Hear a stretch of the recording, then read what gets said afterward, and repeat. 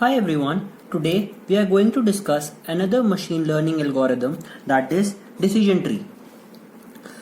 We will cover decision tree in two videos. In this video, we will see how decision tree works, and in the next video we will see the same thing but with the help of an example.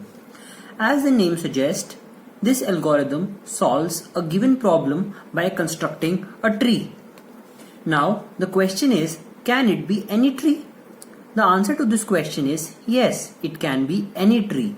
Moreover, it can have any order of features, but the performance might get hampered. And therefore, we are going to see an algorithm that helps us construct a tree and gain a good performance. The decision tree algorithm solves both classification and regression problem. Before we discuss the algorithm, we should discuss the term information gain. It is one of the measures that we can use in the algorithm for the purpose of splitting a node. As the name suggests, information gain is defined as the gain in the information that we might get if we split up that node. It is actually calculated by finding the reduction in the entropy while splitting up and constructing the decision tree. For example, we will look at how is it calculated.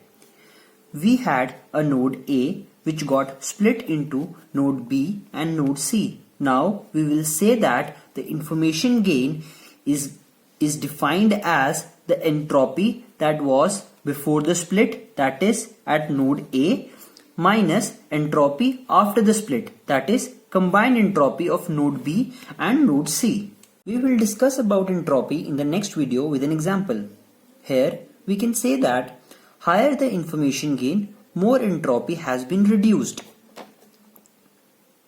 As the entropy is defined as the amount of randomness, therefore we can say that higher the information gain, we are going towards less random scenario with this formula. Now we will look at the algorithm. This algorithm takes an input with n different points and m different features. These points and these features will help us construct a decision tree. In the first step is to find a root node. As we know, the tree starts from a root node and then goes to the leaf nodes. We have to find that root node. Now, to find the root node feature, we have to split all the points. Now, for that splitting purpose, we will use the information gain that we just discussed. Now, in the second step, we split the node according to the features obtained in the step 1. For example, out of these m features, one of the feature will be the one that has the most information gain. We will take that particular feature and add it to the topmost node,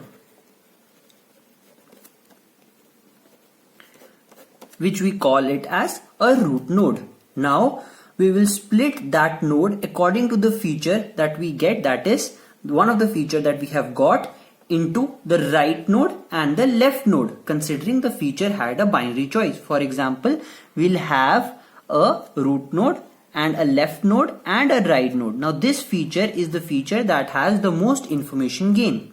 Now our step 3 will be recursively by considering each of the new node. Now these two nodes are the new nodes that we have got. Now we have to find each one feature that has the most information gain.